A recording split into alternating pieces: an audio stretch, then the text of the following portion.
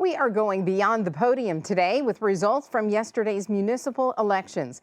In Northport, voters chose a new mayor and 3 new faces for City Hall.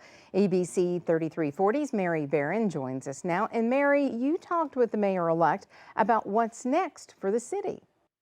Brenda, Dale Phillips won the mayor's seat by more than 60% of the votes. He says moving forward is a new day in Northport, and the work starts immediately. The work to rebuild partnerships and trust within the community. We'll have some things in place. By the time we get sworn in the 1st of November, we'll already be well on the way to getting some things going. Tuesday's municipal election in Northport is shaking up City Hall. About 20% of registered voters decided on who will be the city's next mayor and city council. A big turnover on the city council, and that speaks loudly. There. It speaks loudly. Number one, people do remember. Number two, developers and money don't buy elections. Former Tuscaloosa VCU captain Dale Phillips sealing the deal for the mayor's seat, and 3 newcomers are now headed to City Hall. Jamie Conger, Turney Lee Smith, and Danny Higdon. Returning Councilwoman Jamie Dykes says the council now has the majority vote to revisit controversial projects, one being the University Beach development. That we need to bring in an outside attorney who is a contract expert, non-biased, not from the Tuscaloosa County. We have to make this project be the best that it can be for the city, whatever that is.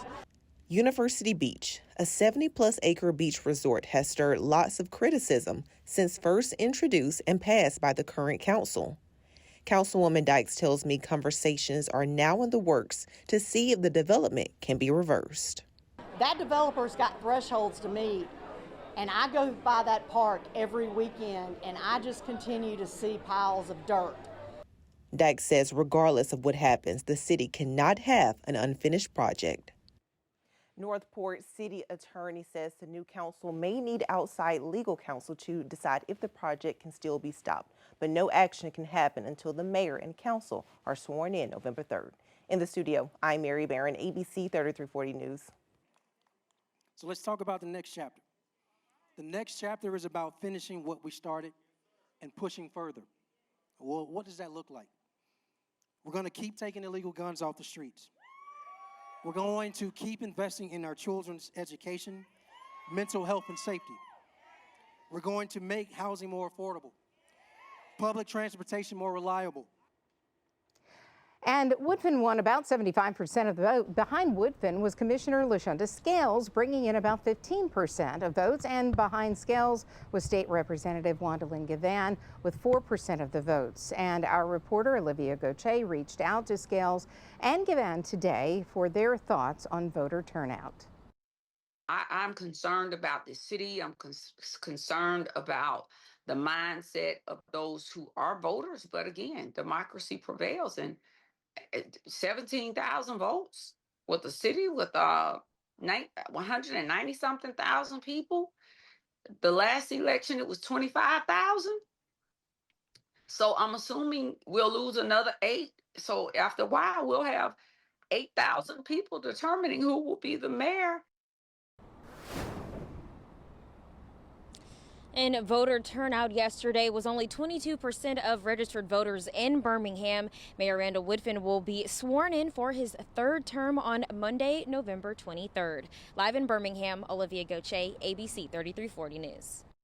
When I say let's bring Hoover again, it's about bringing back the vitality, the excitement that we used to have. A major leadership change is coming in Hoover. After 2 terms, Mayor Frank Brocado is out and long-term police chief Nick Durzis is in. ABC 3340's Gracie Johnson joins us live from Hoover City Hall after sitting down one-on-one with the city's next mayor. Gracie. Muriel, last night, longtime Hoover Police Chief Nick Durzis defeated 2-term incumbent Mayor Frank Brocado in a race that quickly became a referendum of the city's direction. And while the mayoral seat does not change over until November, Durzis tells me he'll remain the police chief for now.